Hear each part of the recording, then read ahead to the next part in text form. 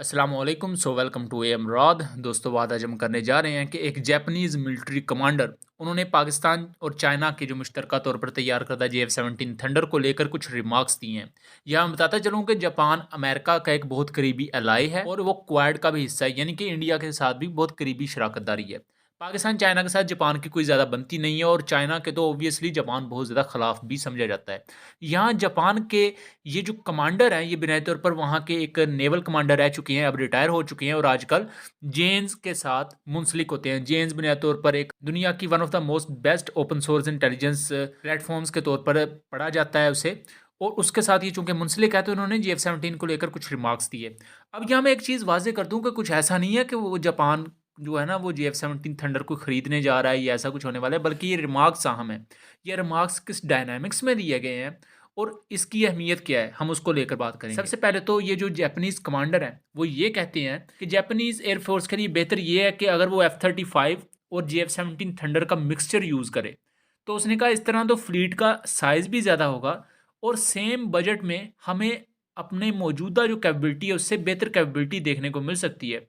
और इसमें यहाँ उन्होंने कहा है कि जो क्वांटिटेटिव चेंज है उसी से ही आगे हम क्वालिटेटिव चेंज को भी अपनी एयरफोर्स में देख सकते हैं।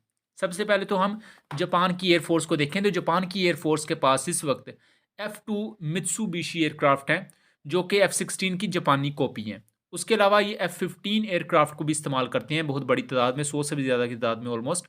और फिर इनके पास 34 के करीब F-35 फिफ्थ जनरेशन एयरक्राफ्ट हैं।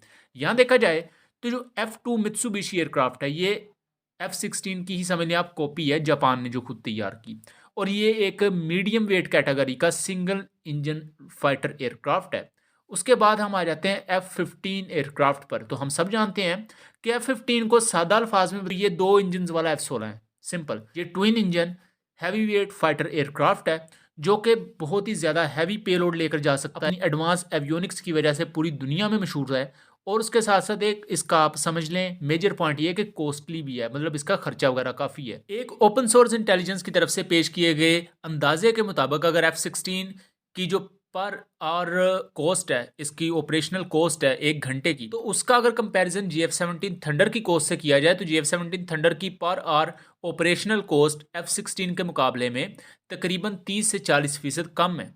तो अगर F-16 की कॉस्ट JF-17 की ऑपरेशनल कॉस्ट से तकरीबन 30% या 40% ज़्यादा है, तो जो F-15 है जो F-16 से भी ज़्यादा भारी है, F-16 से ज़्यादा बड़ा एयरक्राफ्ट है, तो उसकी ऑपरेशनल कॉस्ट तो JF-17 के ऑपरेशनल कॉस्ट से तकरीबन 100% के करीब ज़्यादा हो सकती है। ऑब्वियसली 130-140% के करीब ज़्यादा होगी। और उसके बाद अगर हम इनके स्टेल्थ फाइटर जेट की बात करें, वो तो बिल्कुल ही नेक्स्ट जनरेशन का एयरक्राफ्ट है, तो उसकी ऑपरेशनल कॉस्ट तो इन दोनों जहाज़ों से ज़्यादा ही है।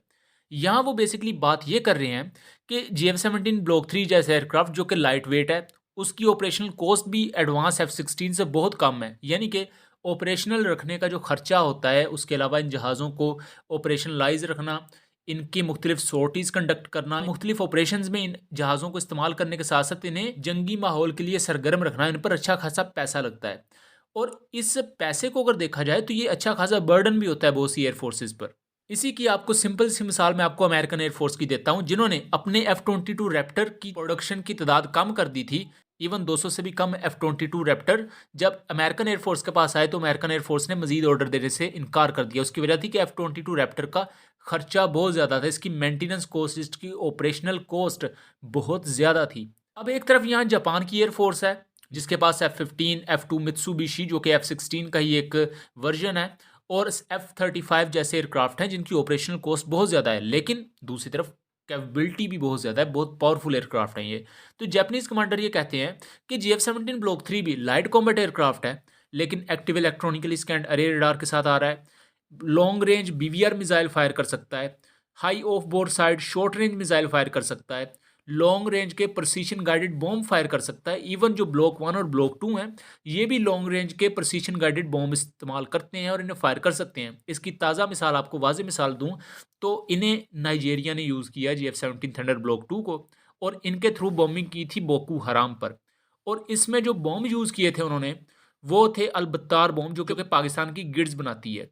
अब अलबत्तार बॉम्ब को देखें तो इसकी वीडियो भी उन्होंने रिलीज़ की थी जो कि मैं आपको यहाँ दिखा भी रहा हूँ। और ये वो मौका है जहां वो बोको हराम के टारगेट पर वो JF-17 थंडर नाइजीरिया का स्ट्राइक करता है। इसके अलावा पाकिस्तान ने ऑपरेशन स्विफ्ट रिटोर्ट में भी नहीं यूज़ किया हुआ है। अब यहाँ एक और चीज़ भी क्लियर करनी ज़रूरी है। जापानीज़ नेवल कमांडर ने बुनियादी तौर पर यहाँ JF-17 की तारीफ इस वजह से की है कि एक लाइट कॉम्बैट एयरक्राफ्ट है। बेशक आपको 19-20 की ज़रा कम कैपेबिलिटीज़ प्रोवाइड करेगा, लेकिन फिर भी अपनी लाइट वेट कैटेगरी में होने के बावजूद बहुत अच्छी कैपेबिलिटीज़ के साथ आ रहा है और आपका बहुत खर्चा भी बचा रहा है। यानी कि जापान अगर अपनी फ्लीट को ज़्यादा करता है और वो देखता है कि उसे ऑलमोस्ट कैपेबिलिटी भी वैसी मिले और उसके पास क्वांटिटेटिव एज भी रहे, यानी कि छोटा मुल्क है चूंकि जापान, तो उसकी फ्लीट भी ज़्यादा रहे, खर्चा भी तकरीबन उतना ही हो जितना अब हो रहा है, और उस क्वांटिटेटिव एज में यानी कि ज़्यादा जहाज़ों के साथ कैपेबिलिटी भी उसके पास ज़्यादा हो, तो उसने कहा इसके लिए JF-17 थंडर ब्लॉक 3 जैसे जहाज़ ज़्यादा अहम है। ये उन्होंने अपना एक ज़ाती पॉइंट ऑफ व्यू दिया है और ये बात करके उन्होंने ये छोटी एयरफोर्सेस को एक किस्म का पैगाम समझ लें या उनका एनालिसिस है कि इस तरह के लाइट कॉम्बैट एयरक्राफ्ट ज़्यादा बेहतर हो सकते हैं। बेशक आपको 19-20 में कैपेबिलिटी थोड़ी सी कम भी देखने को मिले ट्विन इंजन एयरक्राफ्ट के मुकाबले में, लेकिन फिर भी ऐसे एयरक्राफ्ट अपनी ऑपरेशनल कॉस्ट कम होने की वजह से और अपनी मेंटेनेंस कॉस्ट कम होने की वजह से ज़्यादा प्रोमिनेंट आ जाते हैं, क्योंकि ऑलमोस्ट टेक्नोलॉजीज तो वही आ रही हैं, जैसे कि इनमें भी आईसा रेडार है, उसके अलावा लॉन्ग रेंज BVR मिसाइल है, PL-15 जैसा, PL-12 जैसे बेहतर मीडियम रेंज BVR मिसाइल्स हैं।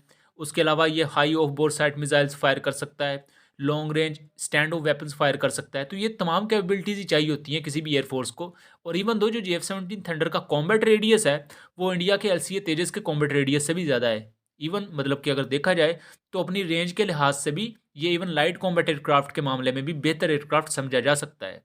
और ये जो रिमार्क्स एक जापानीज कमांडर ने दिए हैं और भी ज़्यादा अहम इस वजह से हो सकते हैं कि जो जापान है वो अमेरिका और इंडिया के करीबी इत्तेहादियों में आता है, ना कि चाइना और पाकिस्तान के इत्तेहादियों में। सो चाइना के लिए तो जापान एक दुश्मन मुल्क है, उसके बावजूद भी जापानीज कमांडर ने ये जो तारीफ की है JF-17 थंडर की, ये अपने आप में बहुत ज़्यादा फिनोमिनल है।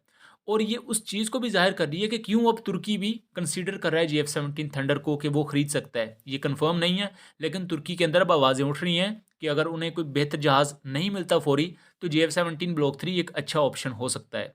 सो अल्टीमेटली बेशक आप जितनी मर्ज़ी PR कैंपेन्स कर लें, जितनी मर्ज़ी आप लोगों को ये बता दें कि हमारा LCA तेजस इस तरह है और हम उसके इतने स्क्वाड्रन्स ले आएंगे, बेशक आपने किया कुछ भी ना हो, लेकिन तारीफ़ वो है जो आपका मुखालफ कंट्री करता है। और अब जापानीज़ कमांडर ने जिस तरह तारीफ़ की है और उसे F-35 के साथ उसने कंपेयर किया है कि एक अच्छा हाई लो का मिक्स हो सकता है, और इस अच्छे मिक्सचर में आपको क्वांटिटी भी मिलेगी और क्वालिटी भी मिलेगी और कॉस्ट भी आपकी कम रहेगी। सो अपनी आरा से ज़रूर आगाह कीजिएगा। मिलेंगे अगली वीडियो में, तब तक के लिए अल्लाह हाफ़िज़।